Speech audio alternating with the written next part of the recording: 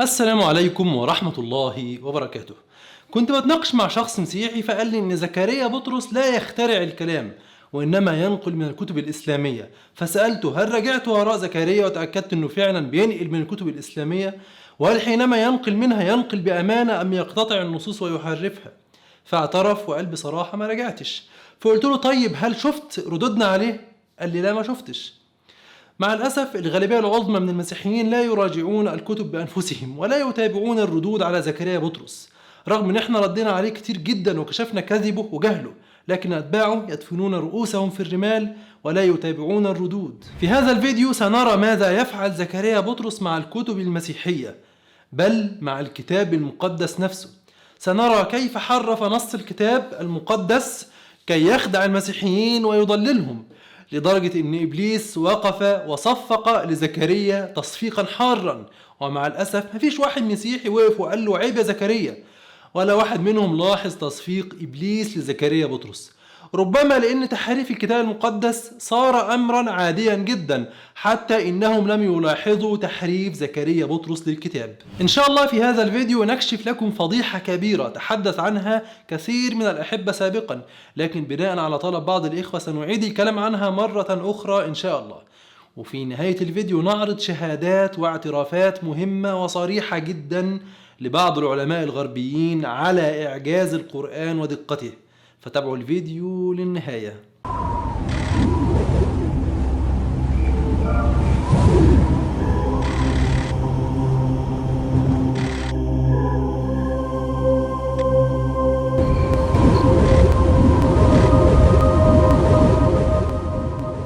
في البداية حابب أرحب بكل الزملاء المسيحيين اللي بيتابعوا الفيديوهات وأسأل الله لهم الهداية، وبالتأكيد أرحب بإخواني المسلمين الأعزاء.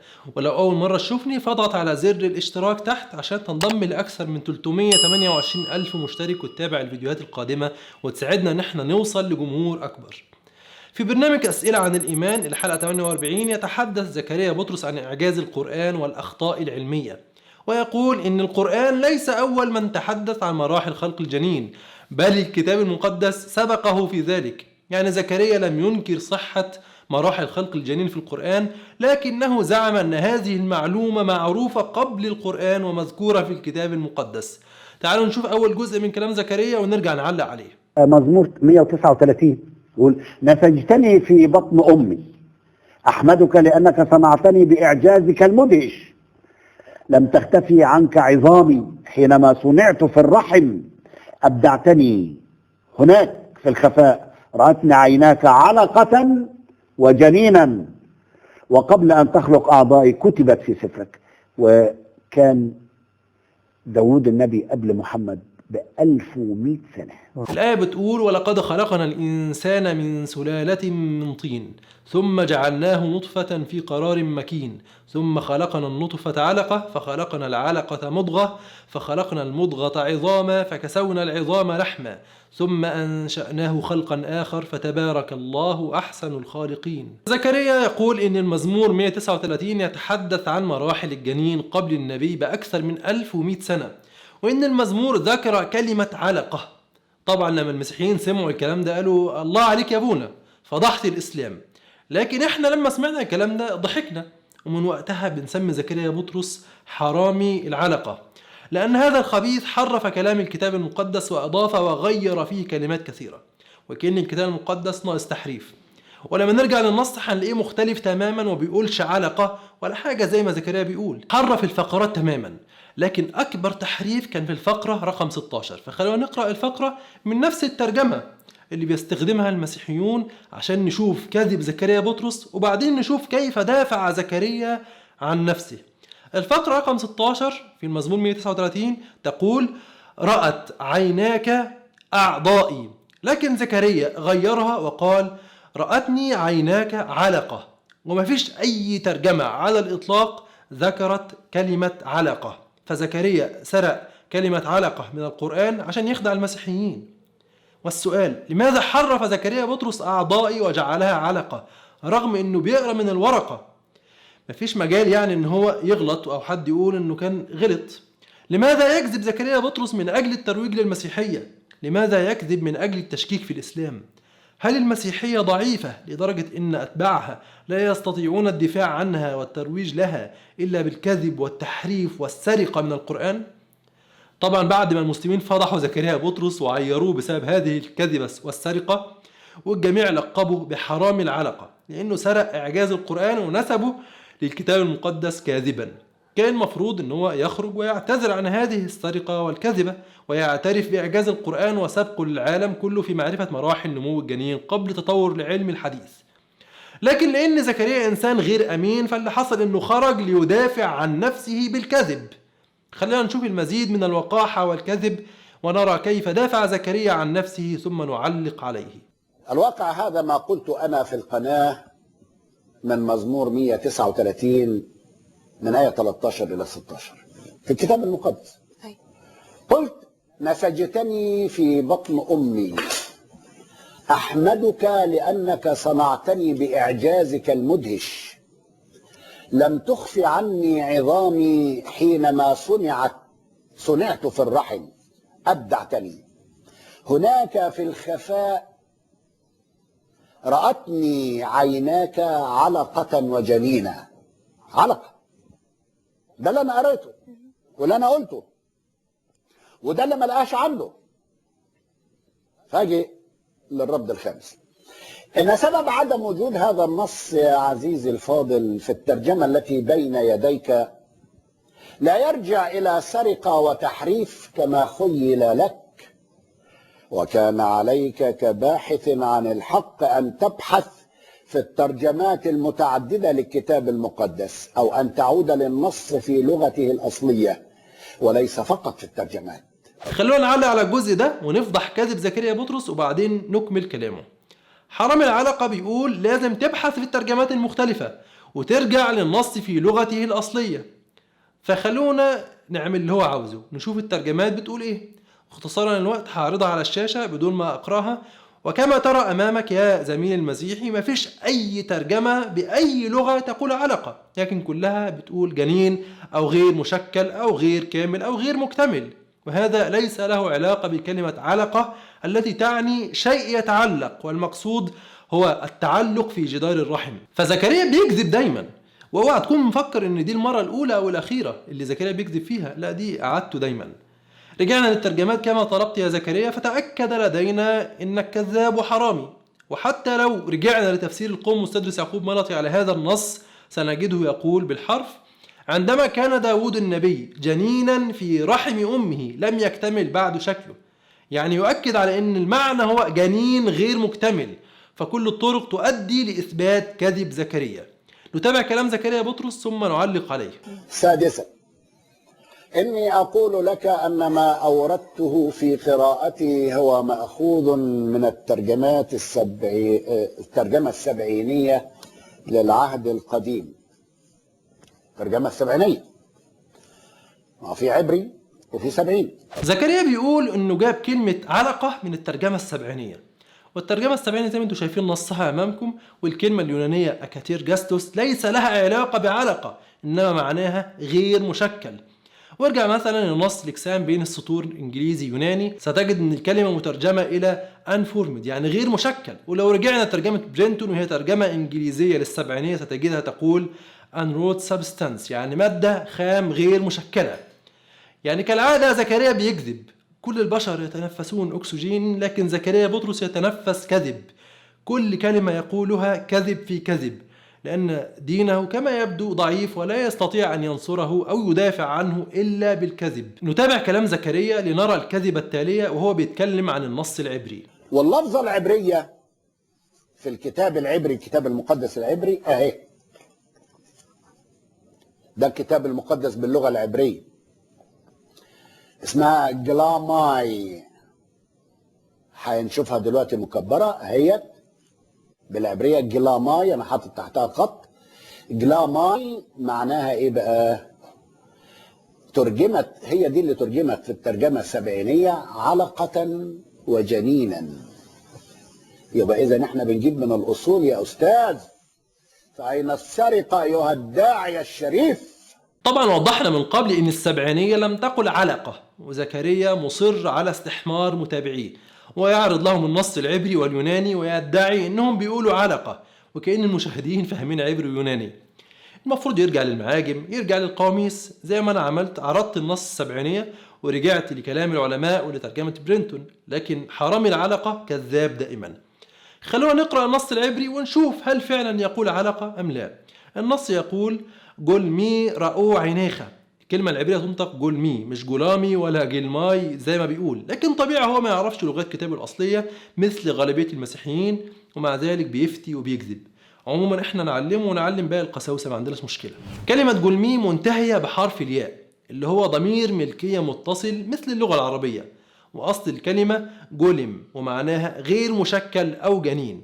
وأمامكم على الشاشة معجم براون يقول جنين أو مادة غير مكتملة، كذلك معجم HAL بيقول نفس الكلام، مادة غير مكتملة، وهكذا كل المعاجم العبرية تقول نفس الشيء.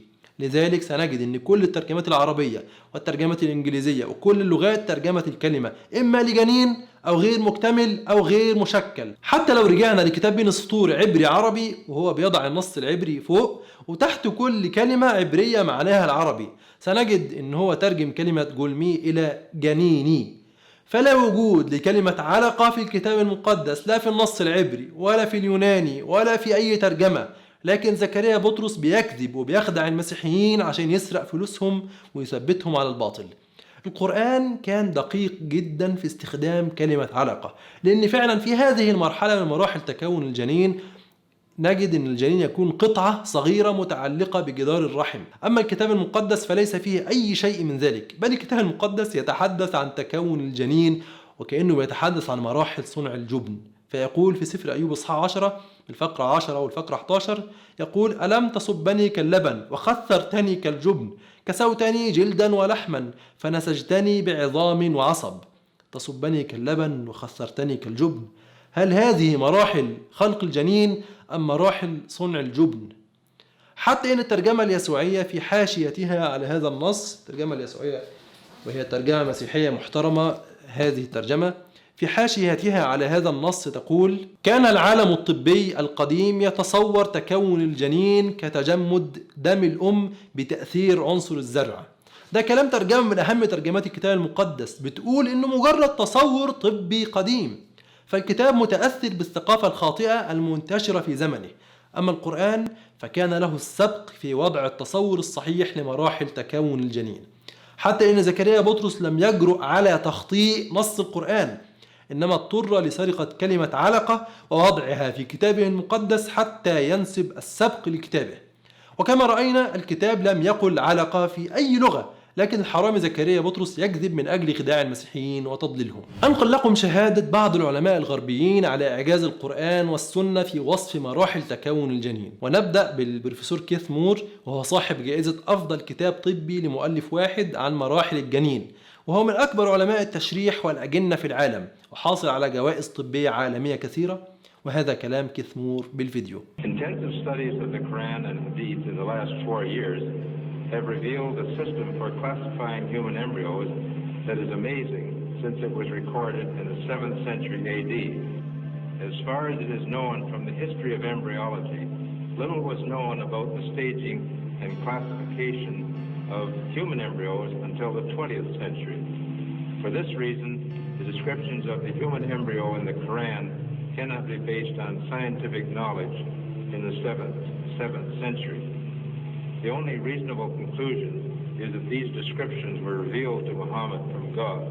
He could not have known such details because he was an illiterate man with absolutely no scientific training. It has been a great pleasure for me to help clarify statements in the Quran about human development. It is clear to me that these statements must have come to Muhammad from God or Allah, because almost all of this knowledge was not discovered until many centuries later.